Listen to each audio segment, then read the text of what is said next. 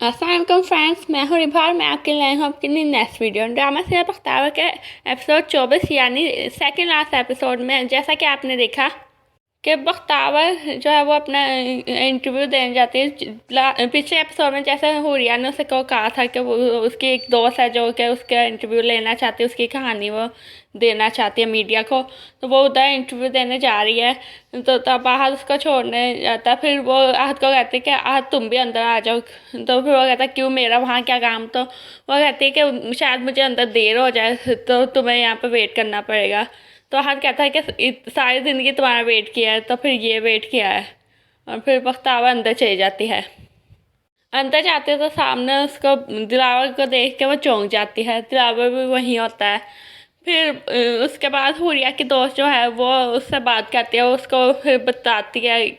हुरिया उससे कहती है कि सब कुछ फाइनल है, बस साइन करने की देर है। वो अपनी दोस्त से ये कह रही है, लेकिन वो फिर बातों बातों में बख्तावर को ये बात पता चलती है कि उसकी कहानी में आहद और दिलावर का कोई जिक्र नहीं होगा। यानी उसकी कहानी झूठी कहानी बना के जिसमें मर्दों को बुरा दिखाया जाता है हमारे माशरे की, वो ही जो आम औरतों की कहानी वही बना के उसकी कहानी दिखाई जाने वाली है, जिसमें आहद और दिलावर का कोई किरदार, कोई अच्छा किरदार कुछ नहीं दिखाया जाएगा।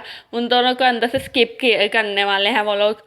और ये बात जान के फिर बख्तावर इनकार कर देती है। वो कहते हैं कि मुझे अपनी कहानी आपको नहीं देनी है, क्योंकि मेरी ज़िंदगी में आहद और दिलावर सर का बहुत अहम किरदार है।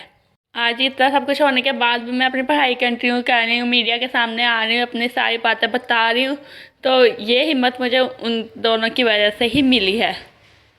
तो फिर हुरिया के दोस्त कहते हैं कि आप हमें मत बताएं, और कॉन्ट्रैक्ट में ये लिखा भी है कि आप इस बारे में कोई बात नहीं कर सकती कि हम इसमें क्या शामिल कर रहे हैं क्या नहीं है। आपको बस भारी रकम मिलेगी, आपको वही पता होना चाहिए। तो फिर बख्तावर कहते हैं लेकिन ये कॉन्ट्रैक्ट में लिखा है कि मैंने कॉन्ट्रैक्ट साइन नहीं किया और मुझे ये कॉन्ट्रैक्ट नहीं साइन करना, मुझे यहाँ पे आपकी अपनी कहानी नहीं देनी है। और ये कह के वहाँ से निकल आती है। फिर वो बाहर आती है तो वहाँ पर फिर आहद उससे कहता है कि क्या हुआ, तुम इतनी जल्दी आ गई। तो फिर वो कहते कि वो यहाँ पर मेरी कहानी नहीं थी, वो लोग मेरी कहानी नहीं ले रहे थे, वो लोग झूठी कहानी बता रहे थे जिसमें तुम्हारा कोई जिक्र नहीं था। और जहाँ पर तुम्हारा जिक्र ना हो मुझे वो कहानी नहीं बतानी है। और तुम्हारा मेरी ज़िंदगी में बहुत अहम किरदार है, वो आहद से कहती है। और आहद ये सुन के खुश होता है और फिर वो वहाँ से वापस आ जाते हैं। बख्तावर ऑफिस से निकल रही थी तो तब ज़ावर भी उससे मिला। फिर उससे कहा था थैंक्स बख्तावर, अपनी कहानी में मुझे विलन बना के पेश ना करने के लिए तुम्हारा शुक्रिया। तो फिर वो कहते कि आप मेरी ज़िंदगी में विलन कभी हो नहीं था, आपका मेरी ज़िंदगी में बहुत अहम किरदार था, तो आपको मैं कैसे विलन बना सकती थी। तो फिर वो कहता कि फिर मुझसे सब कुछ क्यों छुपाया, मुझसे मुझे सच बताने से डरती थी कि तुम मुझे भी बाकी मर्दों की तरह ही समझती थी, इसलिए मुझसे सच्चाई मुझे नहीं बताई तुमने। तो फिर वो कहते कि नहीं, मैं आपको समझती थी, आप पे एतमाद था, सबसे ज़्यादा एतमाद था आप पे। तो लेकिन आपको सच बता के आपका एतमाद को ठेस नहीं पहुँचाना चाहती थी। वो ऐसे ये कहती है और उसके बाद वो बाहर निकल के फिर वो वहाँ से चली जाती है। और फिर ड्राइवर जो है वो घर जा रहा होता है तो कार में हुरिया उसको फ़ोन करती है। वो कहती है कि मेरी बात का यकीन करो कि बख्तावर ने ही ये ऑफ़र की थी, वो खुद ही अपनी कहानी देने आई थी और वो अपनी वो झूठी सच्ची बातें फिर से ड्राइवर को यकीन दिलाने की कोशिश करती है। तो फिर ड्राइवर कहता है कि अच्छा, अगर वो देने आई थी तो फिर बार बार उसने खुद ही इस ऑफ़र से इनकार कर दिया, तो फिर तुम बताओ मैं किसका यकीन करूँ, तुम्हारा या उसका। तो फिर वो कह रहा फोर्स मेरा करो, तुम जानते हो कि बख्तावर एक फ्रॉड है और यही सच है, और तुम उस झूठी का करते रहो, उस पर ट्रस्ट, और फिर एक बार धोखा खा लो। और फिर ड्राइवर खामोश हो जाता है। लेकिन फिर ड्राइवर हुरिया से कहता है कि वो बातें मुझे नहीं पता, लेकिन मुझे इतना पता है कि अगर नूरा केस में सरार का कोई भी हाथ है ना, तो तुम फिर इस केस में तुम इस केस में सच का साथ दोगी, अपने भाई का नहीं, तभी मैं तुम्हारे साथ खड़ा होऊंगा। और ये कह के वो फ़ोन बंद कर देता है। फिर हुरिया परेशान हो जाती है।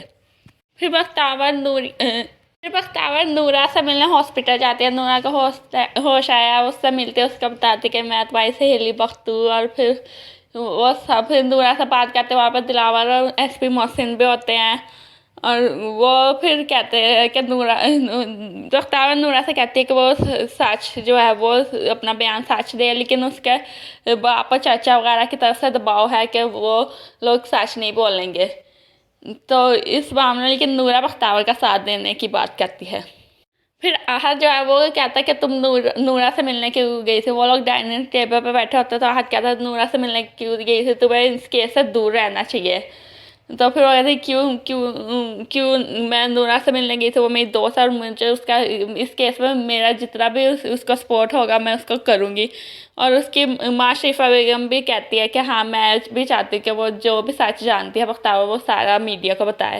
लेकिन आहद कहता है कि इस तरह से कोई फ़ायदा नहीं है, तुम लोग जानते नहीं चौधरी सरार के ख़ानदान को, वो लोग बड़े लोग हैं और इस तरह से वो लोग कितना कुछ कह सकते हैं। उनसे पंगा लेना, उनसे दुश्मनी लेना आसान बात नहीं है, इसलिए मैं नहीं चाहता कि बख्तावर इस मामले में और पड़े। तो बख्तावर कहती है कि लेकिन वो लोग तो है, लेकिन मेरे साथ एसपी मोहसिन और दिलावर सर ये दोनों मेरे साथ है, तो इन दोनों के साथ हम लोग नूरा का इंसाफ दिला लेंगे। तो फिर आहद कहता है कि क्या भरोसा इनका, एसपी मोहसिन और दिलावर सर का भी क्या भरोसा, वो लोग भी कोई भी वो भी तो उनमें से ही है, वो भी अमीर लोग हैं और ये अमीर लोग किसी गर्ज के बगैर किसी की कोई मदद नहीं कर सकते, उनकी कोई ना कोई गर्ज ज़रूर होगी। तो फिर शरीफा बेगम कहती है कि क्या क्या गर्ज हो सकती है। तो बख्तावर को गुस्सा आ जाता है, वो कहती है कि कोई गर्ज नहीं है, मैं ड्राइवर सर को अच्छी तरह से जानती हूँ, वो हमेशा सब एक अच्छे इंसान और हमेशा सबकी बगैर किसी गर्ज के मदद करते हैं और उनकी इसके पीछे कोई गर्ज नहीं है। वो ये क्या कहती है और उसको गुस्सा आ जाता है और फिर वो कहती है हाँ मैं और एक और बात बताना भूल गई कि हमारी रिहाइश का इंतज़ाम हो गया है और हम लोग कुछ दिन में वहाँ शिफ्ट हो जाएंगे। अम्मा वो अपनी माँ को कह देती है और आहद फिर खामोश रह जाता है। फिर उसकी कुछ देर बाद उसकी माँ शरीफा बेगम उससे कहती है कि जो तुम्हें आहद से इस लहजे में बात नहीं करनी चाहिए थी, उसके हम पर बहुत सारे एहसान आता है, शुरू से लेकर अब तक उसने हमेशा हमें सपोर्ट किया है और तुमने उससे इस रवैये में बात की, तो तुम्हें इस तरह से ये घर छोड़ने वाली बात नहीं करनी चाहिए थी। तो फिर वो कहते कि वो क्या गलत काम मैंने, हाँ ठीक है कि मेरा लहजा ठीक नहीं था, लेकिन हमें कब तक उस पर बोझ बन के रहेंगे, हमें अपना इंतज़ाम करना ही था ना, मैंने क्या गलत खाया। तो फिर वो शरीफा बेगम कहते कि क्या बोझ, उसने वो उसकी और तुम्हारी शादी होने वाली है कुछ देर में, उसने तुम्हारी जिम्मेदारी लेने का, हर कदम पर तुम्हारा साथ देने का वादा किया हुआ है, वो तुम्हारे साथ है। लेकिन फिर बख्तावर कहते हैं कि माँ तुम जानते हो मैं इस सच्चाई सबके सामने खुल के आ चुकी है, मेरी रेपुटेशन, लोग मेरे बारे में तरह तरह के सवाल कर रहे हैं, तो मैं अब खुद को आहद के काबिल नहीं समझती। वो मेरे साथ चलेगा, कदम कदम पर उसे लोगों के सवालों के जवाब देने पड़ेंगे, साथ झुका के चलना पड़ेगा उसे कदम कदम पर, और वो मेरे साथ ये सब फेस नहीं कर पाएगा, वो थक जाएगा। तो शरीफा कहते हैं कि तुम जानते हो जब तुम, फिर वो कहते हैं कि मैंने तो गांव छोड़ दिया था मम्मा मैंने तो गांव छोड़ दिया था, लेकिन इसका क्या, आहद को क्या क्या क्या छोड़ेगा वो मेरे लिए। तो शरीफा बेगम कहती है कि तुम नहीं जानते बख्तावर, जब तुमने गांव छोड़ा था तो पीछे आहद ने तुम्हारे मामा मामी और बाकी सारे गाँव वालों को वो हमेशा यही बताता रहा था कि बख्तावर घर से भागी नहीं, वो सिर्फ पढ़ने के लिए कराची गई है और एक दिन वो इस ख़ानदान का नाम रोशन करके, इस गाँव वालों का नाम रोशन करके वो वापस गांव आएगी फ़ख्र के साथ, और ये यकीन वो हमेशा दिलाता रहा है, उसने कभी भी तुम्हारी इज्जत पे आँच नहीं आने दी है। तो तुम्हें कैसा लगता है कि वो तुम्हारा साथ छोड़ जाएगा या थक जाएगा, मुझे उस पर पूरा भरोसा है। फिर बख्तावर खामोश हो जाती है। और फिर एक सीन में हुरिया ड्राइवर से कहती नजर आ रही है कि मेरा भाई ये सलार मखसूम है, उसको जानबूझ के इन लोगों, ये नूरा बख्तावर ने जानबूझ के फंसाया है, उन्होंने जानबूझ कर उसको इस केस में फंसाया। तो फिर ड्राइवर कहता है क्यों, वो कि बख्तावर ऐसा क्यों करेगी।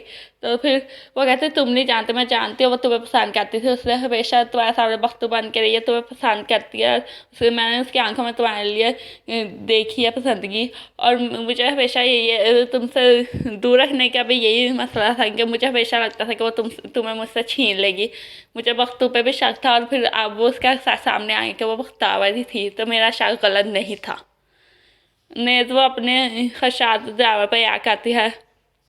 और फिर पुलिस को अब ये खबर मिली है कि जो सरार का वकील है उसने ये कहा कि वो बख्तावर और नूरा जो है वो सरार के साथ जो है उसको कमज़ोर करने के लिए उस पर झूठा केस बनाने, झूठा इल्ज़ाम लगा रहे हैं। इस पर सच्चाई कोई नहीं है और उसका वकील का ये बात जोर पे है। तो फिर वो एसपी मोहसिन से एक और पुलिस वाला वो कह रहा है कि मुझे लगता है इस बात पे पैसा बोलता है, और बख्तावर को वो कह रहे हैं कि बख्तावर ने इस केस में उसने बहुत भारी रकम ली है सलार के साथ को कमज़ोर करने के लिए। तो अभी बख्तावर का बयान है, मुझे लगता है कि शायद बख्तावर अपने बयान से फिर जाए, क्योंकि इस बात में पैसा बोलता है। अगर हो सकता है वो लोग उसे भारी रकम दे दे तो हो सकता है बयान से फिर जाए। तो लेकिन एसपी मोहसिन कहते हैं कि नहीं, सब लोग एक जैसे नहीं, तो मैं बख्तावर को जानता हूँ और बख्तावर ऐसी नहीं है, वो अपना बयान देगी। और फिर एसपी मोहसिन दिलावर को कॉल करके कहते हैं कि वो कंपनी जो बख्तावर के किरदार पर कीचड़ उछाल रही थी उसके बारे में इंफॉर्मेशन मिल गई है, और वो उसका ताल्लुक तुम्हारी मंगेतर हुरिया से मिलता है, और हुरिया के कंपनी है जो हुरिया के जानने वाले लोग हैं, उसने ही अपनी मीडिया से ये बात फैलाई है और बख्तावर के किरदार पर कीचड़ उछाल दिया। और ये बात सुनकर फिर दिलावर जो है वो हुरिया को गुस्से से देखता है। तो दोस्तों क्या होगा, वो दिलावर अब हुरिया की सच्चाई भी उसके सामने खुल गई है और वो बख्तावर की भी। तो अब वो क्या फैसला करेगा, वो बख्तावर को चुनेगा या हुरिया को चुनेगा? तो वो तो फिर बख्तावर को ही चुनेगा, क्या झूठ तो उससे बख्तावर ने भी बोला है, लेकिन हुरिया जो है हुरिया के तो उसके ऊपर बार बार इंकशाफ होते हैं कि उसने उस पर पता नहीं कौन कौन से झूठ बोले हुए हैं। पहले भी उस पर इंकशाफ हुआ था, उस पर कई इंकशाफ होते रहे हैं आज तक उसके। वो फिर अब क्या करेगा? और दूसरी तरफ बख्तावर भी है, बख्तावर जो है वो दिलावर को पसंद करती है, लेकिन वो आहत के भी उस पर एहसान है, आहत भी उसको हमेशा पसंद करता है। तो वो भी किसको चुनेगी, वो आहत को चुनेगी या दिलावर को चुनेगी? काफ़ी कॉम्प्लिकेशंस हैं। और फिर बख्तावर एसपी मोहसिन के साथ वो उसका आज इंटरव्यू है, उसने टीवी पे इंटरव्यू देना है, तो वहाँ पे जाए तो प्रेस वाले आ जाते हैं और वो उससे पूछते हैं कि आपके वस्तु बनने के पीछे क्या कहानी थी, क्या आपके बारे में ये रूमर है क्या आप दिलावर सर को पसंद करती थी और आपने उसके करीब रहने के लिए आपने वस्तु का भेस बदला और आप उनके करीब रहने के लिए आपने ये सब कुछ किया। और फिर एसपी मोहसिन उनको रोकते हैं कि इस तरह के सवाल ना किए जाएँ। वो कहते हैं कि आप आहत से शादी क्यों नहीं कर रही, आहत और आपकी शादी क्यों नहीं हो रही है, आप शादी कब करेंगे, इस तरह के सवाल से वो लोग पूछ रहे हैं, लेकिन एसपी मोहसिन को रोक देते हैं। फिर जो है एसपी मोहसिन कहते हैं कि आज बख्तावर का इंटरव्यू होने वाला है और उस इंटरव्यू में वो अपने बारे में आपके सारे सवालों के जवाब दे देगी, इसलिए आप अभी उसको तंग ना करें। और फिर बख्तावर जो है वो कहते हैं कि मुझे कुछ कहना है, मुझे मोहसिन सर के बारे में कुछ कहना है। जिस तरह से हम लोग हमेशा देखते हैं ड्रामों फिल्मों में और हमेशा मीडिया में हम लोग जानते ही हैं कि जिस तरह से दिखाया जाता है कि हमारी पुलिस अच्छी नहीं है, तो मैं कहना चाहूँगी जिस तरह से कि आहत और दिलावर सर की वजह से मेरा मर्दों पर एतमाद बहाल हुआ है, तो उसी तरह से एसपी मोहसिन से मिलकर मेरा पुलिस वालों पर एतबार बहाल हुआ है कि सब पुलिस वाले एक जैसे नहीं होते, पुलिस वाले अच्छे भी होते हैं। और वो ये कहती है और फिर वह इंटरव्यू के लिए निकल जाती है। फिर इंटरव्यू में उससे पहला सवाल ये पूछा जाता है कि क्या ज़रूरत थी उसको, ऐसा क्या था कि उसको वक्त पर अपनी शनाख्त बदल के इस माशरे में रहना पड़ा, ऐसी क्या ज़रूरत थी, वो एक लड़की होती है लड़के का भेस बदल के बाहर निकलती थी। तो फिर वो कहते हैं हाँ मैं आज बस सच बताऊँगी कि झूठ बोल के थक चुकी है और झूठ बोल के कोई फ़ायदा नहीं हुआ आज तक, तो आज अपने बारे में सब कुछ सच सच बता दूँगी। यार ये शो लाइव टीवी पे आ रहा है, सब लोग देख रहे हैं, आहत, शरीफा बेगम, दिलावर और यहाँ तक कि गाँव में उसका मामा मम्मी सब लोग देख रहे हैं और उधर मौलवी नज़र भी देख रहे हैं।